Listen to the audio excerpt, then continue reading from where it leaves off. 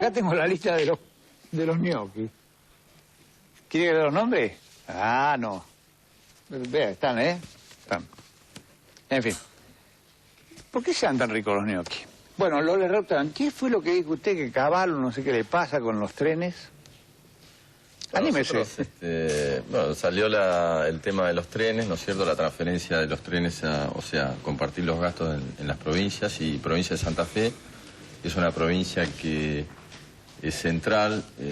Estamos atravesados por 3 líneas férreas, más el problema que se nos presenta con 3 talleres grandes que tenemos en la provincia de Santa Fe: Laguna Paiva, que tiene 600 obreros, San Cristóbal y Pérez. O sea, es una situación muy especial a la provincia de Santa Fe, porque nos atraviesan trenes que van a Córdoba, trenes que van a Tucumán, trenes que van a Salta, trenes que van a Chaco. Entonces le requerimos una prórroga al presidente y al ministro Cavallo para realmente estudiar con certeza y con sentido común lo que nosotros consideramos apropiado para Santa Fe, nada más. Porque si no, los trenes no van a ir a ninguna parte, si llegan así. Bueno, no, tenemos un tren, por ejemplo, una línea de Belgrano que está saliendo de Retiro, y hasta llegar a, diríamos, a una de las partes, diríamos, importantes de la provincia de Santa Fe, tiene que hacer casi 800 kilómetros. Entonces las posibilidades de que llegue a horario y que el tren cumpla son bastante difíciles. Y si se paralizan, por ejemplo, como pasó en Córdoba, ustedes quedan con muchos departamentos incomunicados. Bueno, depende de la zona, ¿no es cierto? Por ejemplo, hay una parte del Mitre, o sea, es variable. La provincia de Santa Fe tiene casi 800 kilómetros de largo, y es variable, ¿no es cierto?, en zonas donde pasa el Mitre. Por ejemplo, una línea que va de Rosario a Tucumán, que pasa, por ejemplo, por Galvez, son zonas que están con pavimentos, etcétera, etcétera. Por ejemplo, una línea del Belgrano que sale de Retiro, va a Rosario, Santa Fe, sigue hacia el norte, pasa por Vera hacia el Chaco. Hay una zona que no tenemos pavimento, y en días de lluvias que son normales, la gente puede llegar a quedar aislada. Así que a lo mejor a nosotros como provincia no lo vamos a tener que dejar aislado para nada, pero en lugar de tener un tren que salga de Retiro para llegar a ese punto, nos conviene rodar un tren de corta distancia de 100 kilómetros, ¿no es cierto? Ahora, pero ustedes en cuenta que tampoco es posible que los trenes sigan perdiendo 50 millones de dólares. No, yo creo que estoy de acuerdo. De cualquier manera, también se nos presenta el tema de los talleres. Eso es un tema bastante complicado. Hay que definir el perfil de qué es lo que se quiere el Estado. Y ahí puede encontrar respuesta. Yo creo que el esfuerzo en ferrocarril ha sido fantástico. Ahora, necesariamente teníamos que pasar de un extremo al otro, de tener un déficit que realmente condicionaba el andar de un país, a decir no debe haber absolutamente nada, porque hay un rol del Estado, hay un rol social. Yo creo que tal vez con un esfuerzo del Ministerio de Economía, en donde puede quedar un déficit pero muy reducido, contribuyera a que las provincias acompañáramos este proceso. Además, nosotros personalmente pensamos, porque de usted recibimos y además lo acompañamos, en donde que el Estado provincial privatice, ajuste, y de repente nos dicen, háganse cargo de ferrocarriles. No es una involución en todo lo que nos están diciendo continuamente. Entonces, personalmente, Entre Ríos está dispuesto a acompañar, porque es muy bajo lo que nos correspondería, para buscar soluciones alternativas. Pero me pregunto, como un hombre de justicialismo, ¿debemos pasar de un extremo al otro? ¿No es posible pensar de que hay una función social que está cumpliendo y el Estado Nacional tiene una obligación básica de mantener un servicio mínimo? ¿Usted tiene la respuesta, doctor Cavallo? Sí, claro, por de pronto no pasamos de un extremo al otro. Estamos concesionando el mantenimiento de las vías y la prestación del servicio de cargas. Eso no le significa ningún ingreso al Tesoro Nacional, pero significa que va a haber empresas privadas que con eficiencia, con el personal estrictamente necesario, van a prestar el servicio de carga y además van a mantener las vías. Y luego van a estar dispuestas a que esas vías se utilicen para el servicio de pasajeros, percibiendo un cierto peaje. Así que el tema del tren y de las vías está resuelto, porque hay empresas privadas que se harán cargo de ellas. En el servicio metropolitano, el que une a todos los partidos del Gran Buenos Aires con la capital, también hay interesados privados, hay 5 empresas o 6 empresas que se han presentado y que van a seguramente resultar adjudicatarios. El problema está con el servicio de pasajeros a media y larga distancia. Para ese, salvo el recorrido Buenos Aires-Mar del Plata, ninguna empresa privada había demostrado interés hasta los últimos meses. Nosotros el 20 de mayo le dijimos a los gobernadores que el 30 de junio interrumpiríamos la prestación del servicio salvo que los gobiernos provinciales demostraran interés en mantenerlo. En ese caso, para que la demostración de interés sea fehaciente, iban a tener que compartir el 50% del déficit con la Nación. La Nación seguiría poniendo el 50%, el otro 50% la provincia. Porque si nosotros no le decimos a la provincia, señor, usted financie por lo menos el 50% del déficit, todos dirían sí, mantengan todos los ferrocarriles, nos interesa, en total la cuenta la paga la Nación, como siempre ocurrió en el pasado. Entonces, por un periodo de 6 meses, íbamos a mantener los servicios que los gobernadores solicitaran, íbamos a hacer las cuentas específicamente para cada línea, preparábamos el concesionamiento de esa línea a una empresa local que se manejara como una empresa de ómnibus, es decir, con gran eficiencia, y a lo mejor se podía mantener el servicio sin costo ni para la provincia ni para la Nación, o con un pequeño subsidio que en ese caso aportaríamos mitad y mitad la provincia y la Nación. ¿Eso es injusto, Muine? Mire, yo lo que quisiera saber, tal vez, Cavallo, es cuál es la función del Estado Nacional. Es decir, ¿qué función? Porque yo a veces me da la impresión de que tan solo se resuelve esto con el cierre de una ecuación económica, y el Estado no es tan solo será una ecuación económica. Nosotros tenemos centros asistenciales en la zona rural por 4 o 5 personas por semana. Naturalmente que el costo de cada persona es altísimo, pero es el Estado que está prestando el servicio. Entonces, en el tema de ferrocarril nosotros compartimos que había que hacer un proceso necesario y está hecho. Pero personalmente entendemos que el desligarse causa los problemas, porque acá hay 7 o 8 provincias. Por ejemplo, ahora Corrientes, Misiones y Entre Ríos en la Mesopotamia. Con una que diga que no podemos hablar. Entonces, hay servicios, por las interrelaciones que tienen dentro de la Nación, 7, o en el caso que explicaba la última, ¿por qué no mantenerlo en la Nación? Porque hemos pasado... No tiene el dinero. Usted me dice, ¿cuál es el rol de la Nación? En primer lugar, organizar el funcionamiento de la vida nacional. Sí. Para organizar el funcionamiento tenemos que tener una moneda de valor estable que permita, entre otras cosas, que las provincias reciban todo este aumento de recursos. Este aumento que las provincias, la vez que habían recibido más, habían recibido 3.477 en el primer semestre. Este primer semestre recibieron 4.792. Para poder pagarle a maestros, para poder pagarle a enfermeras, para poder pagarles a policías, para poder pagarles a jueces. Este aumento se logró porque hay estabilidad. Cuando hay estabilidad y cuando hay reactivación económica y cuando hay inversiones como las está habiendo, el gobierno puede recaudar impuestos. Y cuando se recauda impuestos, las provincias que tienen la responsabilidad de prestar los servicios de educación, de salud, de policía, de justicia, entonces tienen los medios para hacerlo, si es que se manejan con eficiencia. Ahora, la Nación no puede dejar de eliminar el déficit ferroviario, porque el déficit ferroviario es uno de los cánceres que hemos tenido por décadas en el país. Si nosotros no eliminamos el déficit ferroviario, entonces obviamente que no vamos a tener dinero para los jubilados, no vamos a tener dinero para los maestros, no vamos a tener dinero para los policías, para las enfermeras, para los médicos. Es decir, si se despilfarra el dinero en el ferrocarril... Si es por eliminar el déficit, usted me da la razón. Si usted dice, eliminando el déficit estamos de acuerdo. Es decir, no puedo dejar de apoyar eso. Eliminarlo elimina, pero elimina también el servicio. ¿Cómo? No. Si la provincia lo considera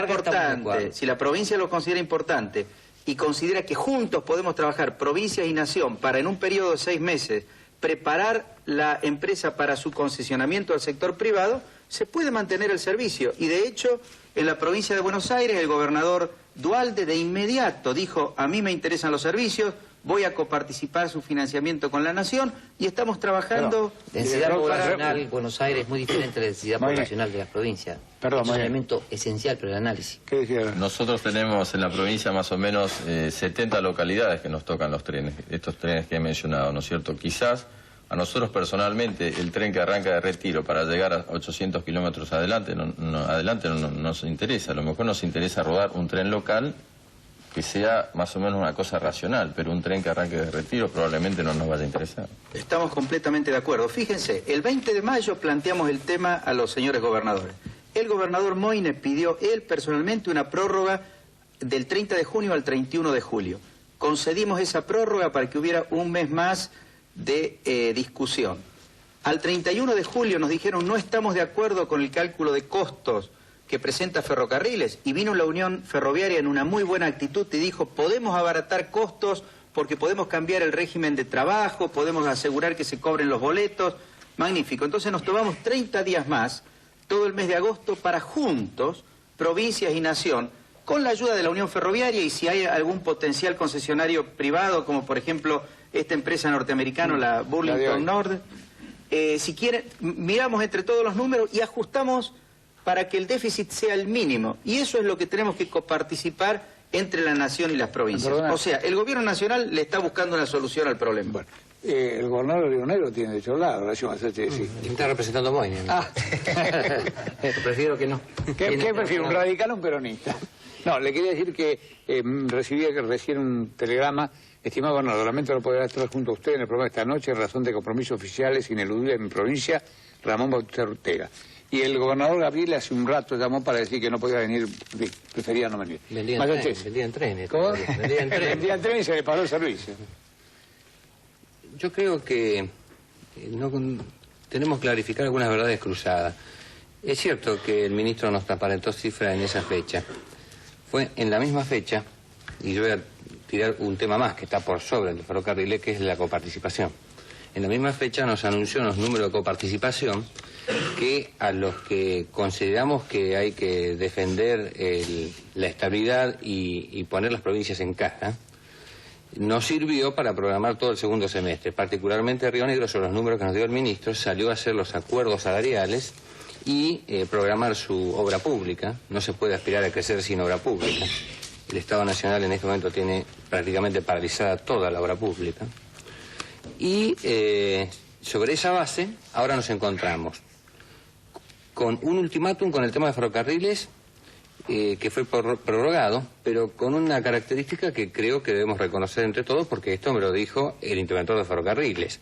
La Nación tampoco tenía las cifras claras el día 23 de julio. Y esto es lo que motiva el problema de números entre déficit que están calculados, yo diría, no sé con qué finalidad, pero que evidentemente no favorecen el acuerdo. Pero cuando en el déficit se incluye amortización de equipos que tienen más de 20 años de uso, cuando se ponen un material tractivo, y ahora estoy utilizando la terminología que hemos aprendido todos los días, con frenos, con todo equipamiento, y nos enteramos que la mayoría de los ferrocarriles, los vagones no tienen freno, los vagones pasajeros no tienen freno, frenan con el vagón de cola, que es el único que va frenando, que por eso hay más personal, que estas cosas que hemos aprendido estos días buscando estos números, como pasaba hoy con la discusión de la universidad.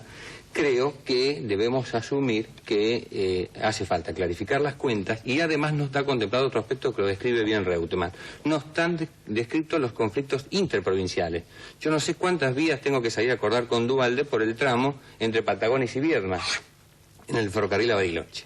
Y además hay regiones y regiones del país.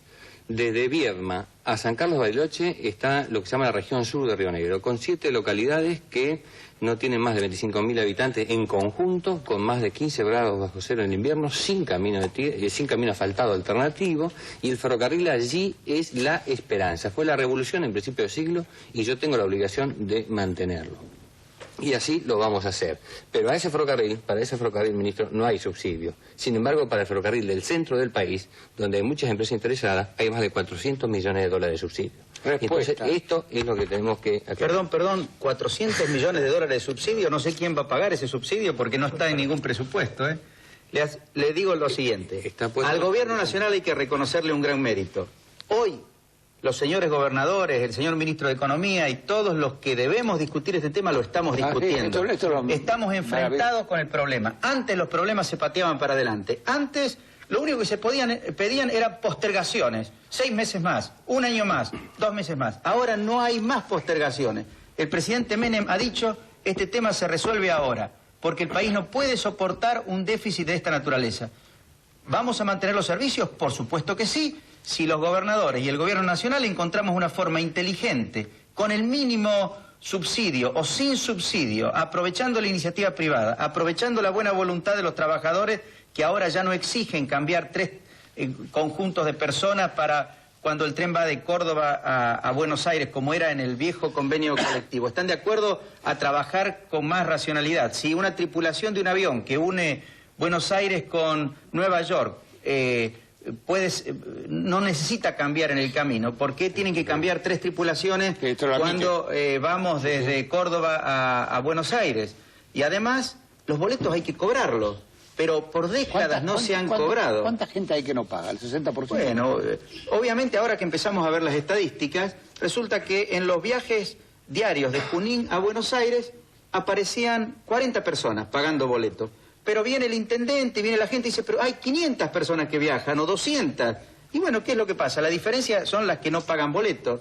Entonces, una organización como Ferrocarriles Argentinos, que llegó a tener 130.000 personas, que tiene todavía 70.000 personas, donde los que van a dirigir Ferrocarriles Argentinos nunca alcanzan a comprender cómo es la organización de ese mamut empresario, no puede resolver el problema, no puede controlar que se cobren los boletos. Mientras que, si la línea Junín-Buenos Aires la transformamos como en una línea de ómnibus, una especie de empresa familiar, va a ver usted cómo, con poco personal, teniendo frenos en todos los vagones para que haya más seguridad, manteniendo bien el material rodante y cobrando los boletos, probablemente el servicio se pueda prestar y con rentabilidad. Fin de su noche. ¿Por qué hacían así con la cara? Coparticipación, 2 minutos de coparticipación, que es el gran problema que tenemos los gobernadores. Ahí tengo algo para decir. Pero nosotros decimos lo que dijo el gobernador Masachesi y lo que reclama el gobernador Moine, nosotros estamos de acuerdo. La nación no les quiere quitar nada a las provincias. Lo que quiere es poder usar el aumento de la recaudación por arriba incluso de lo que le habíamos predicho, para resolver problemas de la nación, pero que abarcan a todas las provincias, como por ejemplo el problema de los jubilados. Un bocadito. Pero, ministro, Chiquitito, Chiquitito. Importante decirlo, el 13 de agosto en Entre Ríos lanzamos las bases para el desarrollo económico en base a esta estabilidad, si no sería imposible. Quiero valorizar el trabajo hecho, porque si no esto pareciera que esto es pura crítica. Yo no quiero que me pague nada en la provincia que no sea necesario. Él dijo que nosotros le queremos cobrar algo. No quiero nada. Pero el aumento de coparticipación ya se lo fue quedando, ministro. Se quedó en diciembre por el tema de los docentes. Se quedó con el 2,5, ahora el 20% de ganancia. ¿Sabe cuánto más hemos recibido de julio a julio nosotros? Exactamente. Acá tiene la el 10%. No, yo las tengo, ministro. No, pero estas son las verdaderas. No, las tengo. Escúchame una cosa, pero ¿qué hacen? No nos la coparticipación y andaríamos muy bien. Bueno.